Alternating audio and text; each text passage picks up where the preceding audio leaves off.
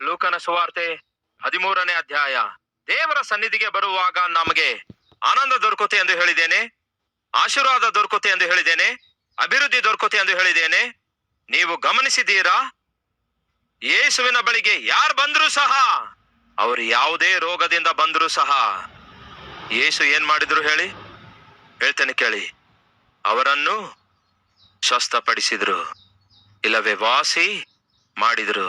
ಅಂದರೆ ದೇವರ ಸನ್ನಿಧಿಗೆ ನಾವು ಬರುವಾಗ ಏನಾಗುತ್ತದೆ? ಸ್ವಸ್ಥತೆ ಉಂಟಾಗುತ್ತೆ. 13ನೇ ಅಧ್ಯಾಯ ಲೂಕನ ಸುವಾರ್ತೆಯಲ್ಲಿ ನಾವು ನೋಡ್ತೇವೆ. ಏನು ನೋಡ್ತೇವೆ? ಅಲ್ಲಿ ಒಬ್ಬ ಸ್ತ್ರೀ ಬರ್ತಾಳಂತೆ ಯೇಸುವಿನ ಬಳಿಗೆ. ಯಾರೆಂದು ನೋಡೋಣ ಬನ್ನಿ. ಲೂಕನ ಸುವಾರ್ತೆ 13ನೇ ಅಧ್ಯಾಯ 10ನೇ ವಚನ. ಸಬ್ಬತ್ ದಿನದಲ್ಲಿ ಆತನು ಒಂದು ಸಭಾ ಮಂದಿರದೊಳಗೆ ಉಪದೇಶ ಮಾಡುತ್ತಾ ಇದ್ದನು. ಅಲ್ಲಿ 18 ವರ್ಷಗಳಿಂದ ಬಲಹೀನ ಪಡಿಸುವ ದೆವ್ವ ಹಿಡಿದ ಒಬ್ಬ ಸ್ತ್ರೀ ಅಲ್ಲಿದ್ದಳು. ಆಕೆಯು ನಡು ಬೊಗ್ಗಿ ಹೋಗಿ ಸ್ವಲ್ಪವಾದರೂ ಮೈಯನ್ನು ಮೇಲಕ್ಕೆ ಎತ್ತಲಾರದೆ ಇದ್ದಳು. ಯೇಸು ಆಕೆಯನ್ನು ನೋಡಿ ಹತ್ತಿರಕ್ಕೆ ಕರೆದು, ಯೇಸು ಏನ್ ಹೇಳ್ತಾರೆ? ಅಮ್ಮ, ನನ್ನ ಬಳಿಗೆ ಬಾ ಎಂದು ಹೇಳಿ ಕರೆಯುತ್ತಾರೆ. ಸಹೋದರ ಸಹೋದರಿಯರೇ, ಕೇಳ್ತಾ ಇದ್ದೀರಾ? ಯೇಸುವಿನ ಬಳಿಗೆ ಬರುವುದಾದರೆ, ಆತನ ಸನ್ನಿಧಿಗೆ ಬರೋದಾದರೆ, ಆತನ ಸನ್ನಿಧಿಯಲ್ಲಿ ಆತನನ್ನು ಆರಾಧಿಸಲು ಬರುವುದಾದರೆ ಆಶೀರ್ವಾದ ದೊರಕುತ್ತೆ, ಆನಂದ ದೊರಕುತ್ತೆ, ಅಭಿವೃದ್ಧಿ ದೊರಕುತ್ತೆ. 4ನೇದೇನು? ಆರೋಗ್ಯ. ಏನದು? ಆರೋಗ್ಯ ಪ್ರಿಯರೇ. 18 ವರ್ಷಗಳಿಂದ ಸ್ವಲ್ಪವಾದರೂ ನಿಲ್ಲಲಿಕ್ಕಾಗದಂತಹ ಬಾಗಿಕೊಂಡಿರುವ ಸ್ಥಿತಿಯಲ್ಲಿ ಬಲಹೀನ ಪಡಿಸುವ ಆತ್ಮ ಉಳ್ಳಂತಹ ಒಬ್ಬ ಸ್ತ್ರೀ ಬಹಳ ಕಷ್ಟಪಡ್ತಾ ಇದ್ದಳು, ಬಹಳ ಒದ್ದಾಡುತ್ತಾ ಇದ್ದಳು. ಸರಿಯಾಗಿ ನಡೀಲಿಕ್ಕೆ ಆಗ್ತಾ ಇರಲಿಲ್ಲ. ಈ ದಿನ ನಮ್ಮ ಮಧ್ಯೆ ಯಾರಾದ್ರೂ ಇದ್ದೀರಾ? ಸರಿಯಾಗಿ ನಾನು ನಿಲ್ಲಲಿಕ್ಕೆ ಆಗ್ತಾ ಇಲ್ಲ ಅಯ್ಯ, ಸರಿಯಾಗಿ ನಡೆಯಲಿಕ್ಕೆ ಆಗ್ತಾ ಇಲ್ಲ ಅಯ್ಯ, ಸರಿಯಾಗಿ ಊಟ ಮಾಡ್ಲಿಕ್ಕೆ ಆಗುತ್ತಾ ಇಲ್ಲ, ಕನಿಷ್ಠ ಬಾತ್ರೂಮ್ಗೂ ಕೂಡ ಸರಿಯಾಗಿ ಹೋಗ್ಲಿಕ್ಕೆ ಆಗ್ತಿಲ್ಲ ಎನ್ನುವಂಥವ್ರು ಯಾರಾದ್ರೂ ಇದ್ದೀರಾ? ನಿಮಗೊಂದು ಶುಭವಾರ್ತೆ. ಯೇಸುವಿನ ಬಳಿಗೆ ಬರುವಂತಹ ನಿಮ್ಮನ್ನು ಆತನು ಖಚಿತವಾಗಿಯೂ ವಾಸಿ ಮಾಡಬಲ್ಲನು, ಸ್ವಸ್ಥಪಡಿಸಬಲ್ಲನು. ಅದರಲ್ಲಿ ಯಾವ ಸಂದೇಹವೇ ಇಲ್ಲ.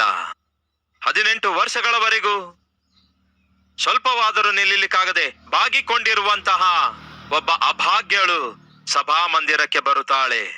ಆಕೆಗಿರುವ ಅವಶ್ಯಕತೆ ಯಾರು ನೋಡ್ತಾರೆ? ಯೇಸುವೆ ನೋಡ್ತಾರೆ. ಅಯ್ಯೋ, 18 ವರ್ಷಗಳವರೆಗೂ ಬಲಹೀನಳಾಗಿ ಬಲಹೀನಪಡಿಸಲ್ಪಟ್ಟು ಬಲಹೀನಪಡಿಸುವಂತಹ ಆತ್ಮ ಉಳ್ಳಂತಹ ಈ ಅಭಾಗ್ಯಳು ಬಳಲುತ್ತಾ ಇದ್ದಾಳಲ್ಲವೇ, ಒದ್ದಾಡುತ್ತಾ ಇದ್ದಾಳಲ್ಲವೇ ಎಂದು ಯಾರು ನೋಡಿದ್ರು? ಯೇಸು ನೋಡಿದ್ರು. ಸಹೋದರ ಸಹೋದರಿ, ಈ ದಿನ ನಿಮ್ಮ ಕಷ್ಟ ಯಾರು ನೋಡ್ಲಿಕ್ಕಾಗದಿದ್ರು, ನಿಮ್ಮ ಬಾಧೆ ಯಾರು ನೋಡ್ಲಿಕ್ಕಾಗದಿದ್ದರು, ನಿಮ್ಮ ವ್ಯಥೆ, ನಿಮ್ಮ ವ್ಯಾಧಿ ಯಾರು ನೋಡ್ಲಿಕ್ಕಾಗದಿದ್ದರು, ನಿಮ್ಮ ಹೊಟ್ಟೆ ಹಸಿವಿನಿಂದ ಉರಿಯುತ್ತಿರುವುದನ್ನು, ಕುಟುಂಬ ಒಡೆಯುತ್ತಿರುವುದನ್ನು ಯಾರು ನೋಡ್ಲಿಕ್ಕಾಗದೇ ಇದ್ರು ಸಹ ನನ್ನ ಕರ್ತನಾದ ಯೇಸು ಕ್ರಿಸ್ತನು ನೋಡುತ್ತಿದ್ದಾರೆ. ಆತನು ಖಚಿತವಾಗಿಯೂ ನಿಮಗಿರುವ ಸಮಸ್ಯೆಯಲ್ಲಿ ಮಧ್ಯಸ್ಥಿಕೆ ವಹಿಸುತ್ತಾನೆ, ನಿಮಗಿರುವ ಕಷ್ಟಗಳಲ್ಲಿ ಮಧ್ಯಸ್ಥಿಕೆ ವಹಿಸುತ್ತಾನೆ. ನಿಮ್ಮ ಕುಟುಂಬಗಳಲ್ಲಿ ತಲೆ ಎತ್ತುತ್ತಿರುವಂತಹ ಸಮಸ್ಯೆಗಳನ್ನು ಸಮಾಧಿ ಮಾಡುವುದಕ್ಕಾಗಿ ನನ್ನ ಯೇಸು ಖಚಿತವಾಗಿಯೂ ಮಧ್ಯಸ್ಥಿಕೆ ವಹಿಸುತ್ತಾರೆ. ಹಾಗೆ ಮಧ್ಯಸ್ಥಿಕೆ ವಹಿಸುವುದರಿಂದಲೇ ನಿಮ್ಮನ್ನು ನೋಡಿ ಹೇಳ್ತಿದ್ದಾರೆ, ಅಮ್ಮ, ಅಯ್ಯ, ಬಾ ನನ್ನ ಬಳಿಗೆ, ನಿನ್ನ ಸಮಸ್ಯೆಯನ್ನು ನಾನು ಪರಿಷ್ಕರಿಸುತ್ತೇನೆ ಎಂದು ಯೇಸು ಕರೆಯುತ್ತಿದ್ದಾರೆ. ಬಂದ್ರೆ ಒಳ್ಳೆಯದು, ಅಮ್ಮ ಬಾ ಎಂದು ಕರೆದರೆ ನಾನ್ಯಾಕೆ ಬರಬೇಕು ಎಂದು ಹೇಳಿದಳು ಅಂತೀರಾ? ಇಲ್ಲ ಪ್ರಿಯರೇ. ಸ್ವಲ್ಪ ಮಾತ್ರವೂ ನಿಲ್ಲಲಿಕ್ಕಾಗದ, ನಡೆಯಲಿಕ್ಕಾಗದ ಆ ಅಭಾಗ್ಯಳು ಯೇಸುವಿನ ಬಳಿಗೆ ಬಂದಾಗ ಯೇಸು ಆಕೆ ತಲೆಯ ಮೇಲೆ ಕೈ ಇಟ್ಟು ಹೀಗೆ ಟಚ್ ಮಾಡಿದರೋ ಇಲ್ಲವೋ? ಏನಂತಿದೆ ಬೈಬಲ್ ಅಲ್ಲಿ? ಯೇಸು ಆಕೆಯನ್ನು ನೋಡಿ ಹತ್ತಿರಕ್ಕೆ ಬಾ ಎಂದು ಕರೆದು ಆಕೆಯ ಮೇಲೆ ತನ್ನ ಕೈಗಳನ್ನಿಡಲು ಆಕೆ ಚೆನ್ನಾಗಿ ನೆಟ್ಟಗೆ ನಿಂತವಳಾಗಿ ದೇವರನ್ನು ಏನ್ ಮಾಡಿದಳು? ಮಹಿಮೆ ಪಡಿಸಿದಳು. ದೇವರ ಸನ್ನಿಧಿಗೆ ಬರುವುದಾದರೆ ಕೇಳಿರಿ ಸಹೋದರರೇ, ಕೇಳಿರಿ ಸಹೋದರಿಯರೇ, ಆರೋಗ್ಯ ದೊರಕುತ್ತೆ. ಆದರೆ ಎಷ್ಟೋ ಜನ ದೇವರ ಸನ್ನಿಧಿಯಿಂದ ದೂರವಾಗಿ ಆರೋಗ್ಯವನ್ನು ಹಾಳು ಮಾಡಿಕೊಳ್ತಿದ್ದಾರೆ. ಎಷ್ಟೋ ಜನ ದೇವರ ಸನ್ನಿಧಿಯಿಂದ ದೂರವಾಗಿ ಆನಂದವನ್ನು ಹಾಳು ಮಾಡಿಕೊಳ್ತಿದ್ದಾರೆ.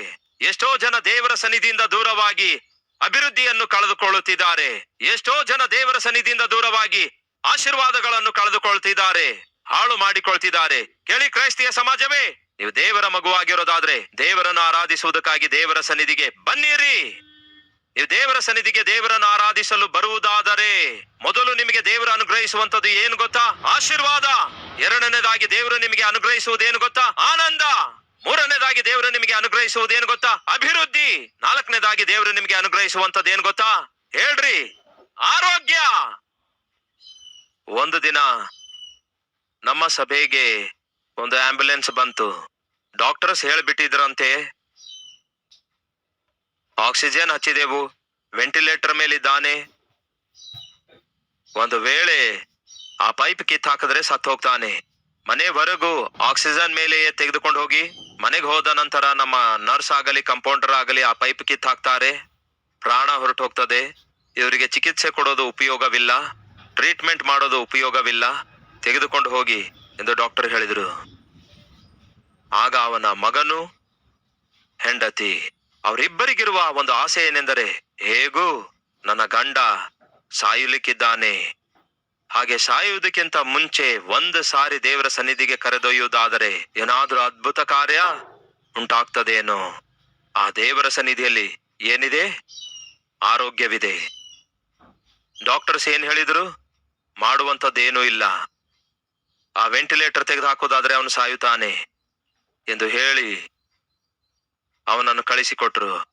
ಆ ಆಂಬ್ಯುಲೆನ್ಸ್ ನಮ್ಮ ಸಭೆ ಬಳಿಗೆ ತೆಗೆದುಕೊಂಡು ಬಂದ್ರು. ದಯವಿಟ್ಟು ಕೇಳಿ ಪ್ರಿಯರೇ, ಸತೀಶ್ ಕುಮಾರ್ ಆದ ನನಗೆ ಯಾವುದೇ ಶಕ್ತಿ ಇಲ್ಲ, ಶಕ್ತಿಗಳೂ ಇಲ್ಲ. ಈ ನನ್ನ ಕೈಗಳಲ್ಲಿ ಯಾವ ಮಹತಾದ ಶಕ್ತಿ ಇಲ್ಲವೇ ಇಲ್ಲ.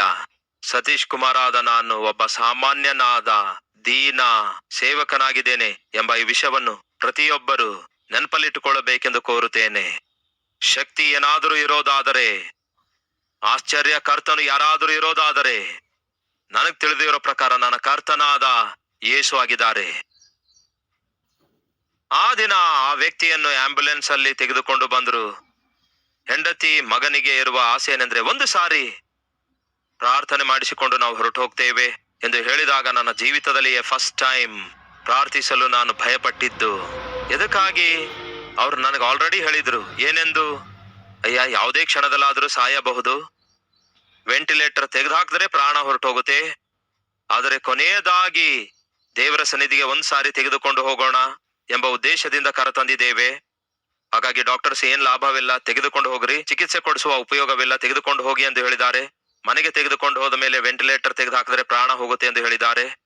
ಎಂದು ಹೇಳಿದಕ್ಕೆ ಕೊನೆಗೊಂದು ಸಾರಿ ದೇವರ ಸನ್ನಿಧಿಗೆ ತಂದು ಪ್ರಾರ್ಥನೆ ಮಾಡಿ ಮನೆಗೆ ತೆಗೆದುಕೊಂಡು ಹೋಗೋಣ ಎಂಬುದಾಗಿ ಬಂದಿದ್ದೇವೆ ಎಂದು ಹೇಳಿದಕ್ಕೆ ಆ ಆಂಬ್ಯುಲೆನ್ಸ್ ನಲ್ಲಿ ಏನೋ ಆ ವೆಂಟಿಲೇಟರ್ ಮೇಲೆ ಆ ವ್ಯಕ್ತಿ ಬಿದ್ದಿದ್ದ, ಸತ್ತ ಶವದಂತೆ ಬಿದ್ದಿದ್ದ.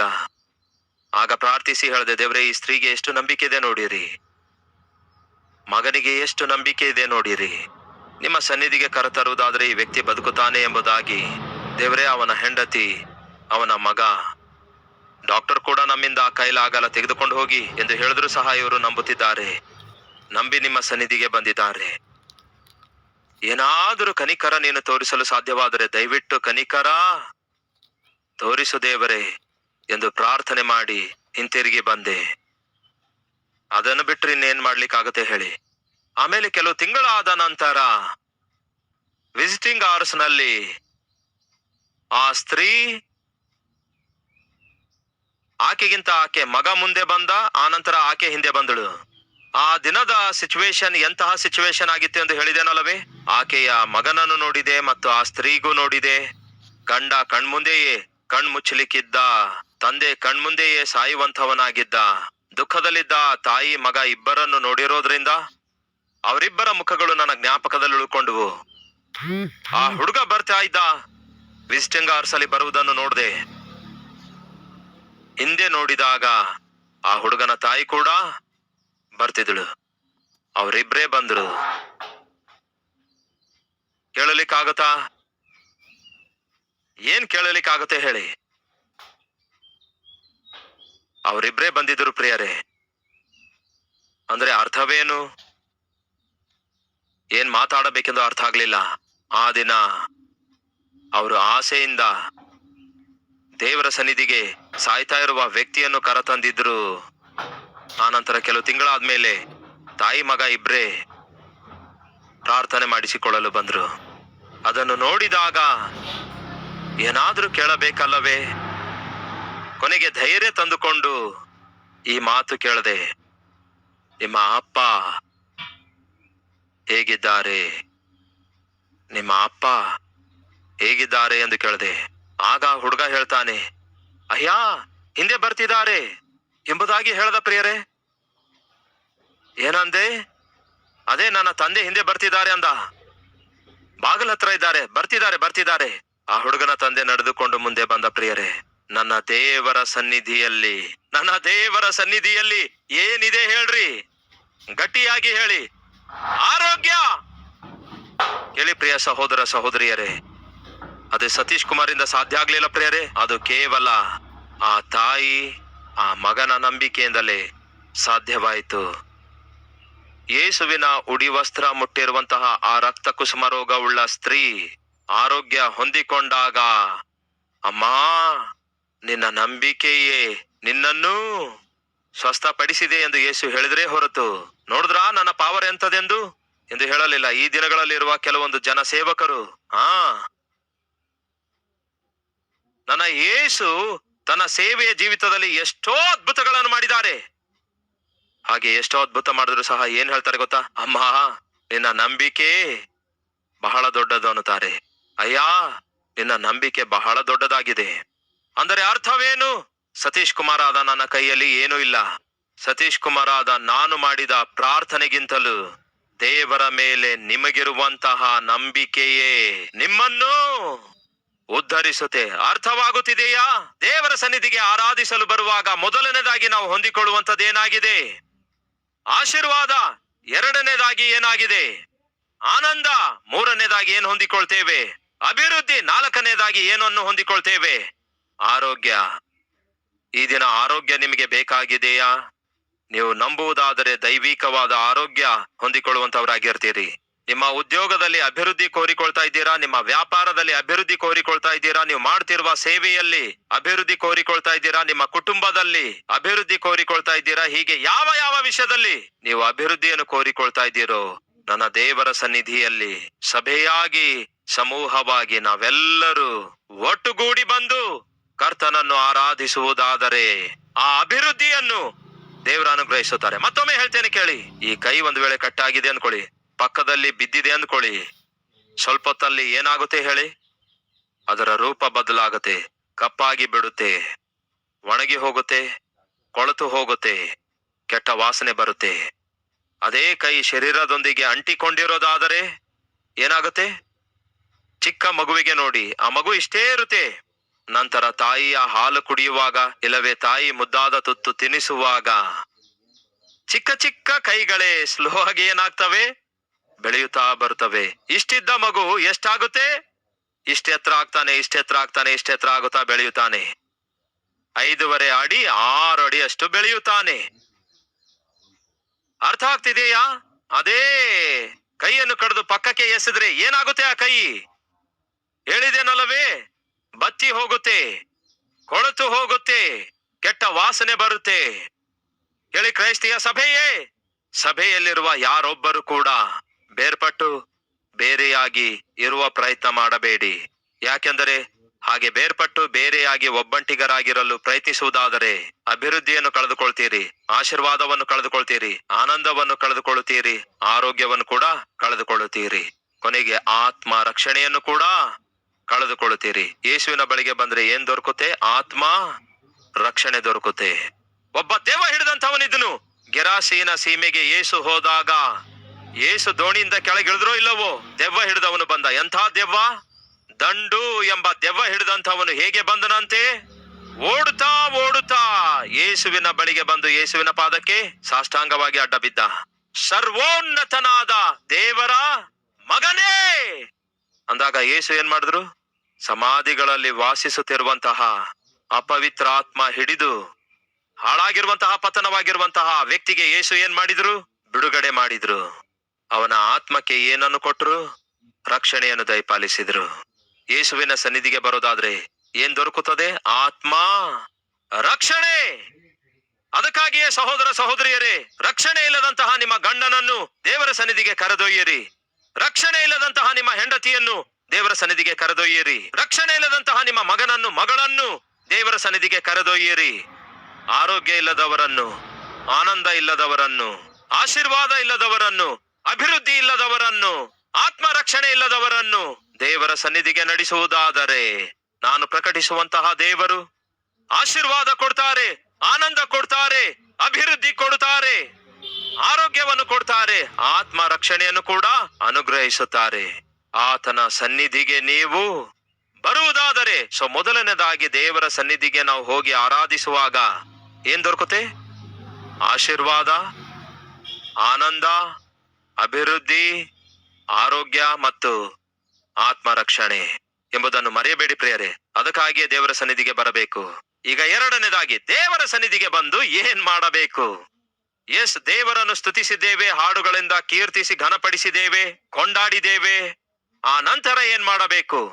ಲಾಲಿಸಬೇಕು. ಏನ್ ಮಾಡಬೇಕು? ಲಾಲಿಸಬೇಕು. ಏನನ್ನು ಲಾಲಿಸಬೇಕು? ದೇವರ ವಾಕ್ಯವನ್ನು ಲಾಲಿಸಬೇಕು. ಬೈಬಲ್ ಹೇಳುತ್ತದೆ, ಜ್ಞಾನೋಕ್ತಿಗಳ ಪುಸ್ತಕ 4ನೇ ಅಧ್ಯಾಯ 20ನೇ ವಚನ, ನನ್ನ ಮಗನೇ, ನನ್ನ ಮಾತುಗಳನ್ನು ಲಾಲಿಸು, ನನ್ನ ವಾಕ್ಯಗಳಿಗೆ ನಿನ್ನ ಏನಂತೆ ಕಿವಿಗೊಟ್ಟು ಕೇಳು.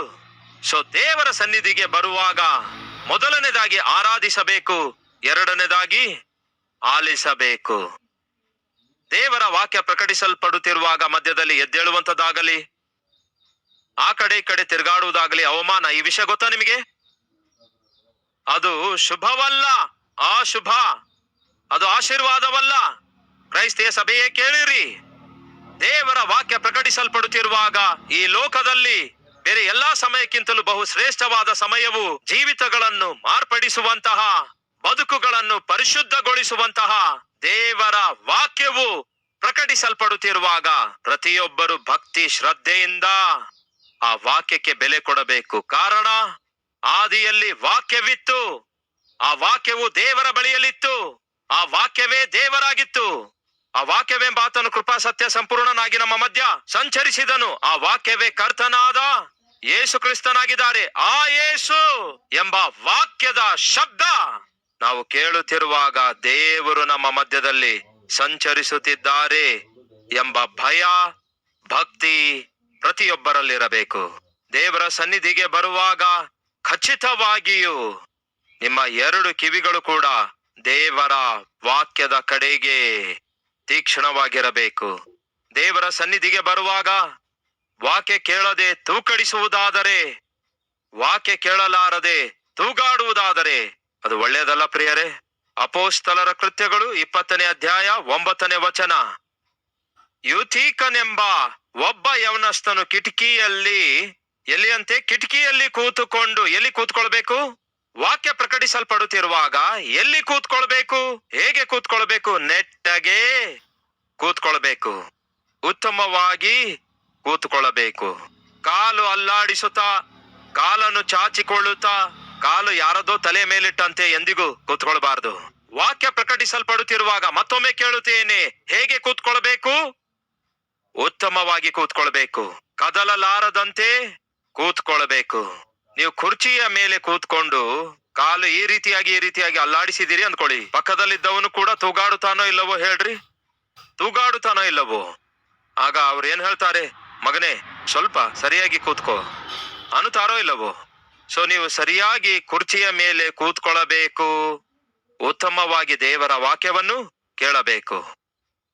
ಒಂದು ವೇಳೆ ನೀವು ಮಲಗಲಿಚ್ಛಿಸುವುದಾದರೆ ಮನೆಯಲ್ಲಿ ಮಲಗಬೇಕೇ ಹೊರತು ದೇವರ ಸನ್ನಿಧಿಯಲ್ಲಿ ಮಲಗುವುದೇನಷ್ಟು ಒಳ್ಳೆಯದು ಅಲ್ಲ. ದಯವಿಟ್ಟು ಕೇಳ್ರಿ, ನೀವು ದೇವರ ಆಲಯಕ್ಕೆ ಬಂದು ವಾಕ್ಯ ಪ್ರಕಟಿಸುವಾಗ ತೂಕಡಿಸುವುದು ಒಳ್ಳೆಯದಲ್ಲ. ಏನಾಗುತ್ತೆ ಬ್ರದರ್ ತೂಕಡಿಸುವುದಾದರೆ? ಅದನ್ನು ಹೇಳನ್ನುತ್ತೀರಾ? ಆಯ್ತು, ಹೇಳ್ತೇನೆ ಕೇಳಿ. ಒಬ್ಬ ಯವನಸ್ಥನಂತೆ ಪೌಲನು ಪ್ರಸಂಗ ಮಾಡುತ್ತಾ ಇರುವಾಗ ಉತ್ತಮವಾಗಿ ಕೂತ್ಕೊಳ್ಳಲಿಲ್ಲ, ಕುರ್ಚಿಯಲ್ಲಿ ಕೂತ್ಕೊಳ್ಳಲಿಲ್ಲ, ಕಿಟಕಿಯಲ್ಲಿ ಕೂತ್ಕೊಂಡನಂತೆ. ಕಿಟಕಿಯಲ್ಲಿ ಕೂತ್ಕೊಂಡು ತೂಕಡಿಸುತ್ತಾ ಇದ್ದನಂತೆ. ಕೇಳ್ತಾ ಇದ್ದೀರಾ? ನೀವು ಉತ್ತಮವಾಗಿ ಕೂತ್ಕೊಳ್ಳುವಾಗ, ಒಂದು ವೇಳೆ ಕುರ್ಚಿಗಳಿರುವುದಾದರೆ ಕುರ್ಚಿಯ ಮೇಲೆ ಕೂತ್ಕೊಳ್ಳುವಾಗ ಜಾಗರೂಕರಾಗಿ ವಾಕ್ಯ ಲಾಲಿಸುವುದಾದರೆ ಕ್ಷೇಮ. ಹಾಗೆ ಮಾಡದೆ ಯವನಸ್ಥ ಕಿಟಕಿಯಲ್ಲಿ ಕೂತ್ಕೊಂಡನಂತೆ, ಅಂದ್ರೆ ಕೂತ್ಕೊಳ್ಳಲಾರದ ಸ್ಥಳದಲ್ಲಿ ಕೂತ್ಕೊಂಡಿದ್ದ, ಕೂತ್ಕೊಳ್ಳಬಾರದ ವಿಧಾನದಲ್ಲಿ ಕೂತ್ಕೊಂಡಿದ್ದ. ಹಾಗೆ ಕೂತ್ಕೊಂಡು ಕಿಟಕಿಯಲ್ಲಿ ಕೂತ್ಕೊಂಡು ಏನ್ ಮಾಡ್ತಿದ್ದ? ತೂಕಡಿಸುತ್ತಾ ಇದ್ದ. ಆಗ ಮೇಲಿಂದ ಕೆಳಗೆ ಬಿದ್ದು ಏನಾದ ನೋಡೋಣ ಬನ್ನಿ. ಏನಾದನಂತೆ? ಮೇಲಂತಸ್ತಿನಿಂದ ಬಿದ್ದ. ಎಷ್ಟನೇ ಅಂತಸ್ತಾಗಿದೆ ಎಂಬುದಾಗಿ ಕೂಡ ಬೈಬಲ್ ಅಲ್ಲಿ ಇದೆ. ಯೂಥೀಕನ್ ಎಂಬ ಒಬ್ಬ ಯವನಸ್ಥನು ಕಿಟಕಿಯಲ್ಲಿ ಕೂತುಕೊಂಡು ಗಾಢ ನಿದ್ರೆ ಹೋಗಿ, ಹೇಗೆ ಹೋದನಂತೆ? ಗಾಢ ನಿದ್ರೆ ಹೋಗಿ ಪೌಲನು ಇನ್ನೂ ಪ್ರಸಂಗ ಮಾಡುತ್ತಾ ಇದ್ದಾಗ ದೇವರ ಸಭೆಯಲ್ಲಿ ಅದೇ ನಡೆಯುತ್ತೆ. ಕೇಳಿ ಕ್ರೈಸ್ತಿಯ ಸಭೆಯೇ, ದೇವರ ಸನ್ನಿಧಿಗೆ ಆರಾಧಿಸಲು ಬರುವಾಗ ಏನ್ ಮಾಡಬೇಕು? ಹೇಳಿರಿ ಜೋರಾಗಿ. ಆಲಿಸಬೇಕು. ದೇವರ ವಾಕ್ಯವನ್ನು ಜಾಗ್ರತೆಯಿಂದ ಆಲಿಸಬೇಕು. ಜಾಗ್ರತೆಯಿಂದ ಆಲಿಸಬೇಕು. ಅಪೋಸ್ತಲರ ಕೃತ್ಯಗಳು 16ನೇ ಅಧ್ಯಾಯ 14ನೇ ವಚನ.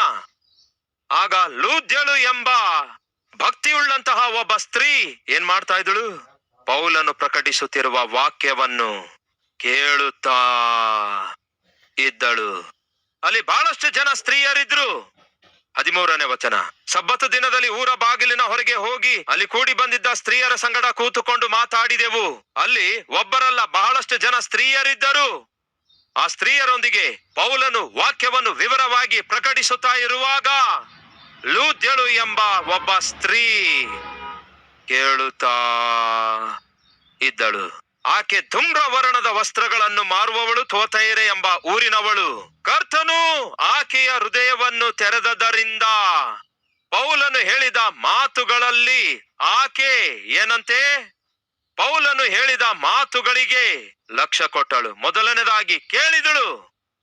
ಉಳಿದವರೆಲ್ಲ ಏನ್ ಮಾಡಿದ್ರೆಂದು ಗೊತ್ತಿಲ್ಲ, ಆದರೆ ಈಕೆ ಮಾತ್ರ ಏನ್ ಮಾಡಿದಳಂತೆ? ಹೇಳಿದಳು. ಪ್ರಿಯರೇ, ವಾಕ್ಯವನ್ನು ಶ್ರದ್ಧೆಯಿಂದ ಕೇಳಿರುವುದರಿಂದ ದೇವರೇನ್ ಮಾಡಿದ್ರು? ಆಕೆಯ ಹೃದಯವನ್ನು ತೆರೆದರು. ಯಾವಾಗ ಆಕೆಯ ಹೃದಯವು ತೆರೆಯಲ್ಪಟ್ಟದಾಗಿತ್ತೋ ಆಕೆ ಆ ವಾಕ್ಯದ ಮೇಲೆ ಶ್ರದ್ಧೆ, ಲಕ್ಷ್ಯವನ್ನು ತೋರಿಸಿದಳು. ಈ ಕಾಲದಲ್ಲಿ ರೇಡಿಯೋ ಇಲ್ಲ, ಆದ್ರೆ ನಾನ್ ಚಿಕ್ಕವನಾಗಿದ್ದಾಗ ರೇಡಿಯೋಗಳಿದ್ವು. ನಿಮ್ಮಲ್ಲಿ ಯಾರಾದ್ರೂ ಇದ್ದೀರಾ ರೇಡಿಯೋ ಕಾಲದಲ್ಲಿ ಹುಟ್ಟಿದವರು? ಈ ರೇಡಿಯೋ ಸ್ಟೇಷನ್ಸ್ ಗಳು ಇರ್ತಾ ಇದ್ವು. ಇದಕ್ಕಿಂತ ಮುಂಚೆ ನಿಮ್ಮ ಮನೆಯಲ್ಲಿ ಯಾರಿಗಾದ್ರೂ ರೇಡಿಯೋಗಳಿದ್ವಾ? ಇದ್ರೆ ಕೈ ತೋರಿಸುವಿರಾ? ಆ ರೇಡಿಯೋ ನೀವು ಆನ್ ಮಾಡ್ತಾ ಇದ್ದೀರಲ್ಲವೇ? ಸ್ಟೇಷನ್ ಇರ್ತಾ ಇತ್ತಲ್ಲವೇ? ಆ ಸ್ಟೇಷನ್ ಇರ್ತಾ ಇರುವಾಗ ನೀವೇನ್ ಮಾಡ್ತಾ ಇದ್ರಿ? ಒಂದು ಕಡೆ ವಾಲ್ಯೂಮ್ ಇರ್ತಾ ಇತ್ತು, ಇನ್ನೊಂದು ಕಡೆ ಏನು ಸ್ಟೇಷನ್ಸ್ ಬದಲಾಯಿಸುವಂತಹ ಒಂದು ವೀಲ್ ಇರುತ್ತಾ ಇತ್ತು. ನಾವು ಆ ಸ್ಟೇಷನ್ ಹತ್ತಿರಕ್ಕೆ ಹೋಗಿ ಏನ್ ಮಾಡ್ಬೇಕಿತ್ತು? ಟ್ಯೂನ್ ಮಾಡಬೇಕು. ಪಕ್ಕದಲ್ಲೇ ಇನ್ನೊಂದು ಸ್ಟೇಷನ್ ಇರುತ್ತೆ. ಆ ಇನ್ನೊಂದು ಸ್ಟೇಷನ್ಗೂ ಮತ್ತು ಈ ಸ್ಟೇಷನ್ಗೂ ಮಧ್ಯದಲ್ಲಿ ನೀವು ಇಡೋದಾದರೆ ಈ ಕಡೆದು ನಿಮಗೆ ಸರಿಯಾಗಿ ಕೇಳಿಸೋದಿಲ್ಲ, ಹಾಗೆಯೇ ಆ ಕಡೆಯದು ಸರಿಯಾಗಿ ಕೇಳಿಸೋದಿಲ್ಲ. ಸರಿಯಾಗಿ ನೀವು ಕೇಳಬೇಕಾದರೆ ಏನ್ ಮಾಡಬೇಕು? ಅದಕ್ಕೆ ಟ್ಯೂನ್ ಮಾಡಬೇಕು. ಹಾಗೆಯೇ ದೇವರ ಸ್ವರವನ್ನು ನೀವು ಕೇಳಬೇಕಾದರೆ ಆತನ ಸ್ಟೇಷನ್ ನೊಂದಿಗೆ ನೀವು ಸರಿಯಾಗಿ ಟ್ಯೂನ್ ಆಗಬೇಕು. ನಿಮ್ಮ ಜೀವಿತವು 2-3 ಸ್ಟೇಷನ್ ಜೊತೆಗೆ ಕನೆಕ್ಟ್ ಆಗಿದೆ ಅಂದ್ಕೊಳ್ಳಿ. ಅದರೊಂದಿಗೂ ಇದರೊಂದಿಗೂ ಅವಳೊಂದಿಗೂ ಅವನೊಂದಿಗೂ ಇವರೆಲ್ಲರೊಂದಿಗೆ ಕನೆಕ್ಷನ್ ಇಟ್ಕೊಂಡು ಪ್ರಭುವೇ ಅಂತ ಕೂಗಿದ್ರೆ ಏನು ಕೇಳಿಸೋದಿಲ್ಲ. ಹಾಗಾಗಿ ಕೇಳಿರಿ. ನಿಮ್ಮ ಜೀವಿತದಲ್ಲಿ ದೇವರು ನಿಮಗೆ ಹೇಳುವುದು ಕೇಳಿಸಬೇಕಾದರೆ ನೀವು ಮೊದಲನೇದಾಗಿ ಕವರೇಜ್ ಏರಿಯಾದಲ್ಲಿ ಇರಬೇಕು. ಆತನ ವಾಕ್ಯವನ್ನು ನೀವು ಶ್ರದ್ಧೆಯಿಂದ ಕೇಳುವಾಗಲೇ ನಿಮ್ಮ ನಂಬಿಕೆ ಹೆಚ್ಚೆಚ್ಚಾಗಿ ಬೆಳೆಯುವಂತದ್ದಾಗಿರುತ್ತೆ. ಆತನೊಂದಿಗೆ ನೀವು ಕನೆಕ್ಟ್ ಆಗಿರುವಾಗಲೇ ಆತನು ನಿಮ್ಮೊಂದಿಗೆ ಮಾತಾಡುತ್ತಿರುವಾಗ ನನ್ನೊಂದಿಗೆ ದೇವರು ಮಾತಾಡುತ್ತಿದ್ದಾರೆ ಎಂಬುದಾಗಿ ನಿಮಗೆ ಅರ್ಥ ಆಗುತ್ತೆ. ಹಾಗಾಗಿ ಸಭೆಗೆ ಬರುವಾಗ ದೇವರ ವಾಕ್ಯವನ್ನು ಅಲಕ್ಷ್ಯ ಮಾಡಬೇಡಿರಿ. ದೇವರ ವಾಕ್ಯವನ್ನು ನಿರ್ಲಕ್ಷ್ಯ ಮಾಡಬೇಡಿರಿ. ಕೇಳಿಸಿಕೊಳ್ಳಲು ಪ್ರಯತ್ನ ಮಾಡಿ. ದೇವರು ನಮ್ಮೊಂದಿಗೆ ಮಾತಾಡುತ್ತಿರುವಾಗ ನಾವೇನ್ ಮಾಡಬೇಕು? ಹೇಗೆ ಕೇಳಬೇಕು? ಅರ್ಥವಾಗ್ತಿದೆಯಾ? ನಿಮ್ಗೆ ಅರ್ಥವಾಯ್ತಲ್ಲವೇ? ನಾನು ದೇವರೊಂದಿಗೆ ಮಾತಾಡುವುದಕ್ಕಿಂತ ದೇವರು ನನ್ನೊಂದಿಗೆ ಮಾತಾಡುವಂಥದ್ದೇ ಬಹು ಬೆಲೆಯುಳ್ಳದಾಗಿದೆ ಎಂದು ಗ್ರಹಿಸಬೇಕು. ಮತ್ತೊಮ್ಮೆ ಹೇಳ್ತೇನೆ ಕೇಳಿ.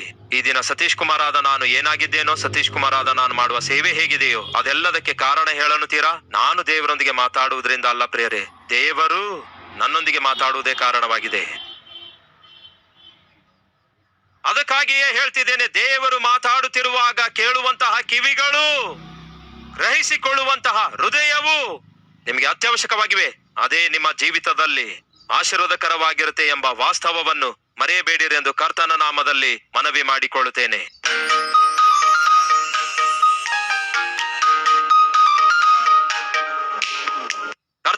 ಪ್ರಿಯ ಸಹೋದರನಿಗೆ, ಪ್ರಿಯ ಸಹೋದರಳಿಗೆ ಆಶೀರ್ವದಿಸಿರಿ ದೇವರೇ.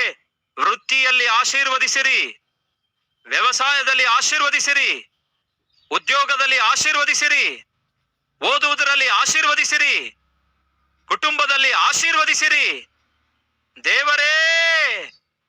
ಅನುಗ್ರಹಿಸಿರಿ, ಅವರಿಗೆ ಅನುಗ್ರಹ ದಯಪಾಲಿಸಿರಿ. ಆರ್ಥಿಕ ತೊಂದರೆಗಳಿಂದ ಅವರನ್ನು ಬಿಡಿಸಿರಿ, ಸಾಲದೊಳಗಿಂದ ಅವರನ್ನು ಬಿಡಿಸಿರಿ ದೇವರೇ. ಆರ್ಥಿಕವಾಗಿ ಆಶೀರ್ವದಿಸಿರಿ ದೇವರೇ. ಅವರು ಸಾಲ ಕೊಡುವಂತವರಾಗಿರಬೇಕು ಹೊರತು ಸಾಲ ಕೇಳುವಂತವರಾಗಿರಬಾರದು ದೇವರೇ. ಆಶೀರ್ವದಿಸಿರಿ ದೇವರೇ. ನಮ್ಮ ಆತ್ಮಿಕ ಜೀವಿತವನ್ನು ಆಶೀರ್ವದಿಸಿರಿ ದೇವರೇ. ಅನೇಕ ಜನರಿಗೆ ನಾವು ಆಶೀರ್ವಾದಕರವಾಗಿರಬೇಕು. ಅವರಿಗಿರುವ ಅವಶ್ಯಕತೆಗಳನ್ನು ನಾವು ತೀರಿಸುವಂತವರಾಗಿರಬೇಕು. ನಿಮ್ಮನ್ನು ಮಹಿಮೆ ಪಡಿಸುವ ಹಾಗೆ, ಘನಪಡಿಸುವ ಹಾಗೆ, ನಿಮ್ಮ ಪ್ರೀತಿಯನ್ನು ಲೋಕಕ್ಕೆ ತೋರಿಸುವ ಹಾಗೆ ನಾವು ಮಾಡುವ ಪ್ರತಿ ಕೆಲಸದ ಮೂಲಕ ನಿಮ್ಮನ್ನು ಸಂತೋಷ ಪಡಿಸುವ ಹಾಗೆ ದೇವರೇ ನಮ್ಮೆಲ್ಲರನ್ನು ಆಶೀರ್ವದಿಸಿರೆಂದು ಯೇಸುವಿನ ನಾಮದಲ್ಲಿ ಬೇಡಿ ಹೊಂದಿದ್ದೇವೆ ತಂದೆಯೇ. ಆಮೇನ್.